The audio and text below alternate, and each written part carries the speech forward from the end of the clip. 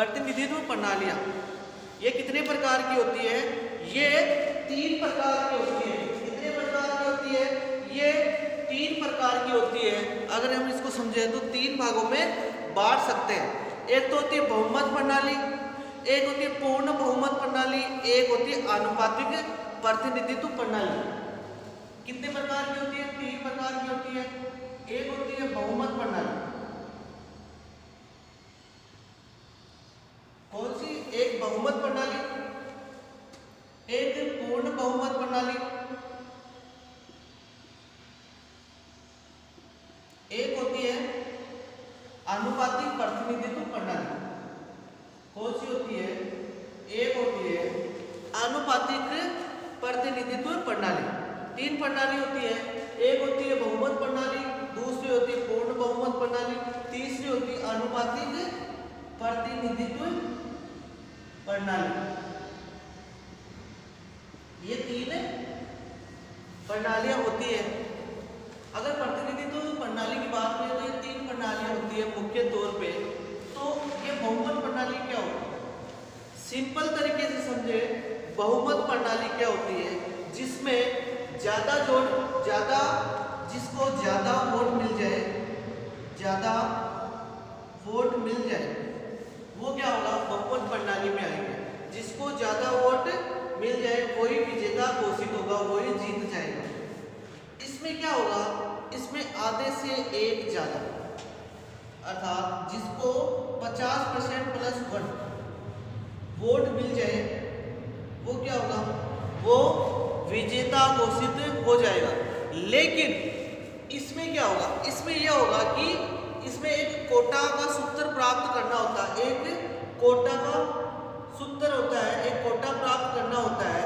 ये कोटा क्या होता है? इसमें क्या होता है कि जितने वेद मत है, जितने सही वोट है, वेद मतों की संख्या अपॉन रिक्तियों की संख्या, क्या? रिक्तियों की संख्या +1 और यहाँ पे +1। एक तो रिक्तियों की संख्या के बाद में +1 और एक है इन सब के बाद में +1। तो ये कोटा प्राप्त करना होता है। इस कोटे का सूत्र इस प्रकार है, वेद मतों की संख्या अपॉन रिक्तियों की संख्या +1 और +1।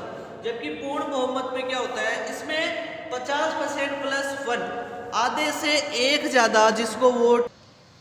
अब ये तो है मोटे तौर पे प्रतिनिधि प्रणालियों को हम 3 भागों में मोटे तौर पे बांट सकते हैं।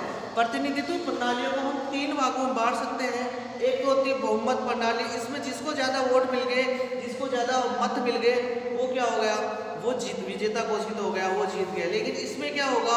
जो पूर्ण बहुमत है, इसमें आधे से एक ज्यादा अर्थात 50% +1 जिसको वोट मिल गया वो विजेता घोषित हो जाएगा।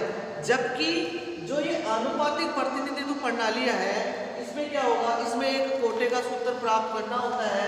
तो वेद मतों की संख्या अपॉन रिक्तियों की संख्या +1 और उसके बाद में +1। तो ये प्रतिनिधि प्रणालियां है। अगर इसकी बात करें, समझने के हिसाब से बात करें तो ये क्या है? ज्यादा वोट, जैसे मान लो 5 जने उम्मीदवार थे खड़े होने वाले, 5 उम्मीदवार थे खड़े होने वाले और टोटल वोट माना कि 100 है। कितने हैं? 100 वोट है। 100 वोट है और 5 उम्मीदवार मैदान में खड़े होने वाले हैं। तो मान लो एक जने को मिला 20, दूसरे को 25, तीसरे को 30, चौथे को 15 और पांचवें को 10। तो ये 100 वोट मिले। इसमें सबसे ज्यादा किसको वोट मिले? इसको 30। तो ये विजेता घोषित हो जाएगा चाहे कितने ही वोट मिले। अगर मान लो 10 कैंडिडेट है, सबको 9-9, 10-10 वोट मिले, एक को 11 वोट मिले, तो 100 में से 11 वोट मिल गया, वो जीत गया। जिसको ज्यादा वोट मिल गया वो जीत जाएगा।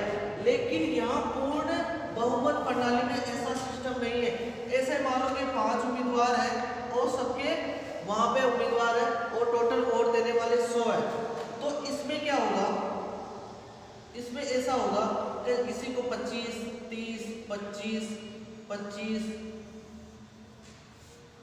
एक को 20, तो ये टोटल कितने वोट हो गए, मान लो 100 वोट हो गए। तो इसमें सबसे ज्यादा वोट मिले 30, लेकिन इसमें ये नियम लागू नहीं करेगा जिसको ज्यादा वोट मिल गए। इसमें कैसा होगा, आधे से एक ज्यादा, 100 वोट है, टोटल कितने 100 वोट है, तो 100 वोट में आधा कितना हुआ 50, 50 से एक ज्यादा, अर्थात जिसको 51 वोट मिलेगा, जिसको 51 वोट मिलेंगे वही विजेता घोषित होंगे। तो इसमें ये नियम काम नहीं करते हैं। तो इसमें जिसको आधे से एक ज्यादा अर्थात 51 वोट मिले तो वही विजेता घोषित होगा। जैसे 200 वोट है, 200 वोट है, इसमें क्या होगा, आधे से एक ज्यादा, 200 का आधा कितना होता है 100, 100 से एक ज्यादा अर्थात जिसको एक वोट मिले, 200 में से जिसको 101 वोट मिले वही विजेता घोषित होगा। लेकिन आनुपातिक प्रतिनिधित्व में ये कोटे का सूत्र प्राप्त करना होता है, जितने वोट पड़े वे सही वोट पड़े अपॉन रिक्तियों की संख्या, जितने खड़े होने वाले हैं +1 और +1, इस हिसाब से ये ज्ञात करेंगे। तो प्रतिनिधि प्रणाली में सबसे पहले हम पढ़ेंगे बहुमत प्रणाली। कौन सी पढ़ेंगे, बहुमत प्रणाली। तो ये क्या होती है बहुमत प्रणाली, इसके बारे में हम अध्ययन करेंगे। बहुमत प्रणाली क्या होती है, बहुमत प्रणाली वही होती है जिसको ज्यादा वोट मिल गए वो क्या होगा, वो विजेता घोषित हो जाएगा। वो क्या हो जाएगा, विजेता घोषित हो जाएगा।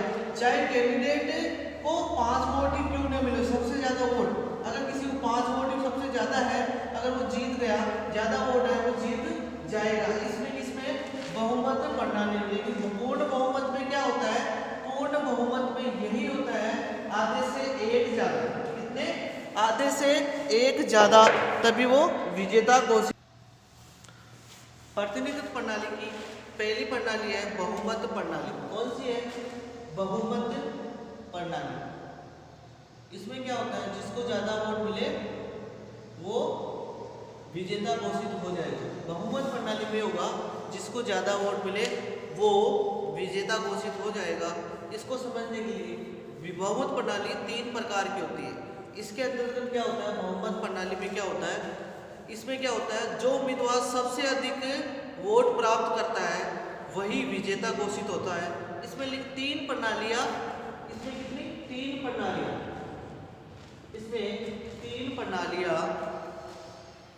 प्रणाली आती है। तो सबसे पहले सामान्य बहुमत प्रणाली। कौन सी है, सामान्य बहुमत प्रणाली। सामान्य बहुमत प्रणाली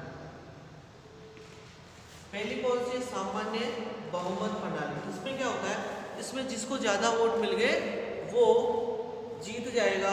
लेकिन इसमें ऐसा भी होता है, इसमें एक ही सदस्य उस क्षेत्र से खड़ा हो सकता है। कितने, एक सदस्य निर्वाचित हो सकता है। क्या हो सकता है, एक सदस्य, एकल सदस्य या एक सदस्य निर्वाचित क्षेत्र होता है।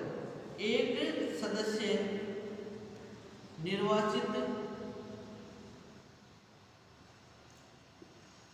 क्षेत्र, एक सदस्य ही जीतेगा। वहां पे क्या होगा, एक सदस्य निर्वाचित क्षेत्र होता है। जो उम्मीदवार सबसे अधिक वोट प्राप्त करता है वही विजेता घोषित हो जाएगा। जैसे अजमेर जिले की बात करें, पूरे अजमेर जिले में एक सांसद बनता है। कितना, पूरे अजमेर जिले में, पूरे जो अजमेर जिला है वहां से एक सांसद बनता है। पूरे अजमेर जिले से एक सांसद बनता है। कितना, एक सांसद बनता है। लेकिन पूरे अजमेर जिले से, पूरे अजमेर जिले से 8 विधायक बनते हैं। इसको एमपी, इसको एमएलए। तो पूरे अजमेर जिले में एक सांसद बनता है। तो इसमें क्या आता है, जो व्यक्ति अगर एमपी या सांसद के चुनाव में खड़ा होता है, लोकसभा और राज्य की विधानसभा, तो लोकसभा के जो व्यक्ति खड़ा होता है तो क्या करता है, पूरे अजमेर जिला में जिसको ज्यादा वोट मिल गया वो ही सांसद बन जाएगा।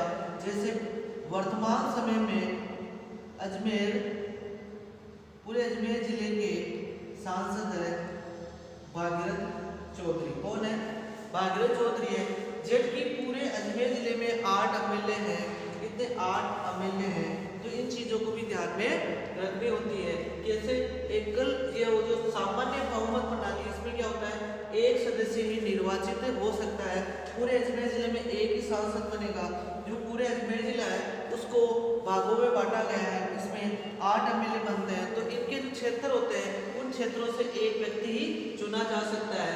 तो ये कहाँ काम आती है? सामान्य बहुमत प्रणाली भारत के जो लोकसभा है और विधानसभा है, इनके जो चुनाव होते हैं तो वहाँ पे ये प्रणाली अपनाई गई है। कहाँ पे?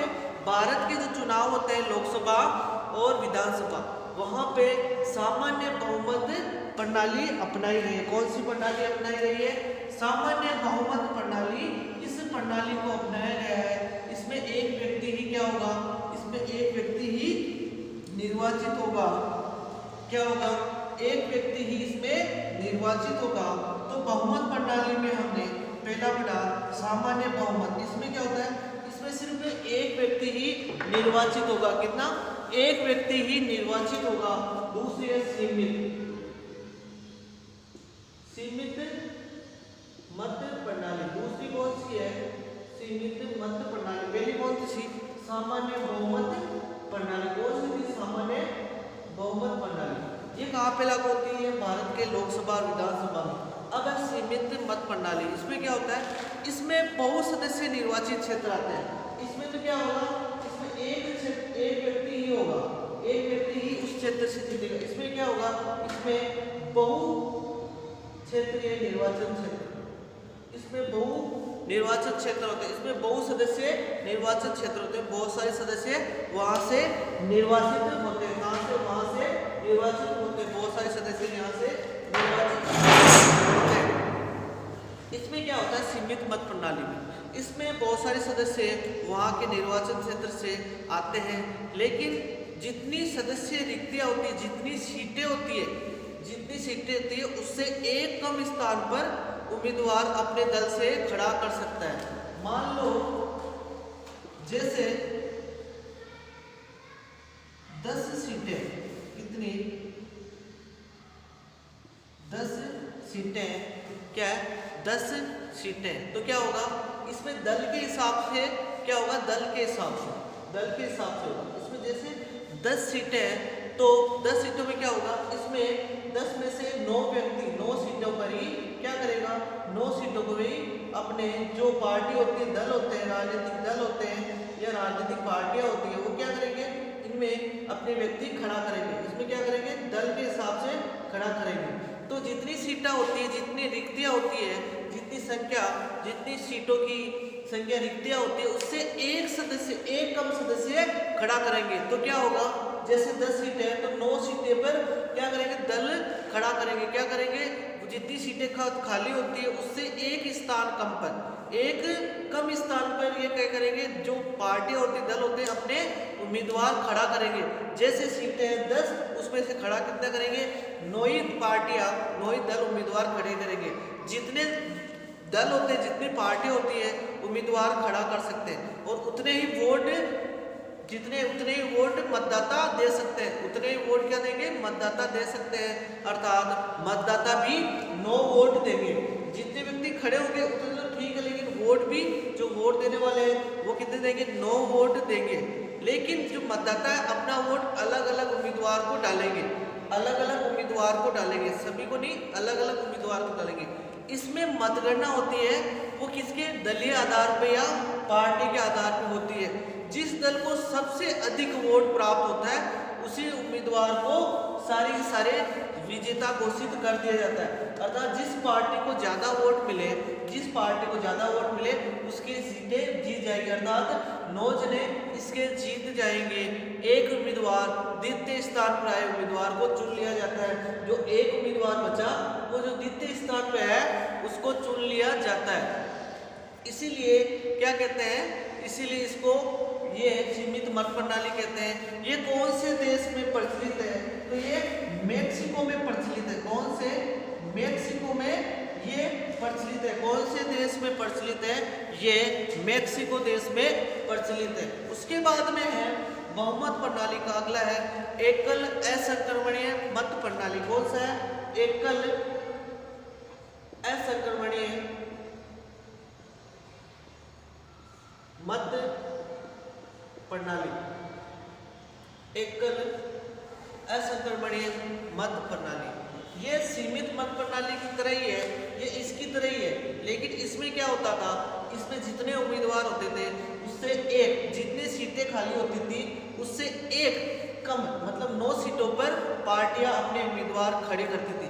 लेकिन इसमें क्या होगा, इसमें क्या होगा, इसमें ये होगा कि इसमें केवल एक ही उम्मीदवार, इसमें एक ही अंतर है कि इसमें मतदाता केवल एक ही वोट डाल सकता है। क्या इसमें अंतर यही है, सीटें उतने ही खड़े होंगे, लेकिन इसमें मतदाता कितने, सभी को वोट देंगे। लेकिन इसमें क्या, खड़े तो हो सकते हैं, मान लो 10 सीटें हैं, 10 खाली सीटें हैं, कितनी, 10 खाली सीटें हैं, लेकिन खड़े कितने होंगे,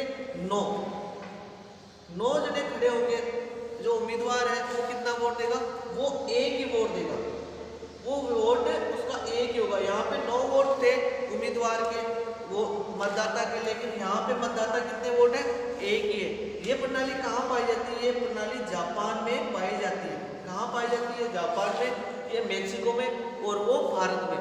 तो तीनों चीजों की ध्यान रखना। जो बहुमत प्रणाली है उसको 3 भागों में बांटा जा सकता है, जैसे सामान्य बहुमत प्रणाली, ये सामान्य बहुमत प्रणाली। इसमें क्या होता है, इसमें एक ही उम्मीदवार खड़ा होता है, या एक ही उम्मीदवार निर्वाचित क्षेत्र होता है, खड़े तो बहुत सारे होते हैं, एक ही उम्मीदवार होता है। इसमें सीमित मत प्रणाली में क्या होता है, जितने उम्मीदवार खड़े हैं उससे एक कम खाली सीट पे एक कम, तो ये क्या है, 9 सीटों पर खड़े करेंगे। जबकि इसमें भी ऐसा ही होगा, इसमें भी 10 में से एक कम सीटों पे ये पार्टी के हिसाब से करेंगे। इसमें जितने वोट देने वाले, जितने खड़े होने वाले उतने वोट दे सकते हैं मतदाता, लेकिन इसमें एक कम वोट देगा। ये जापान में प्रसिद्ध है, ये मेक्सिको में, और वो भारत में प्रसिद्ध है।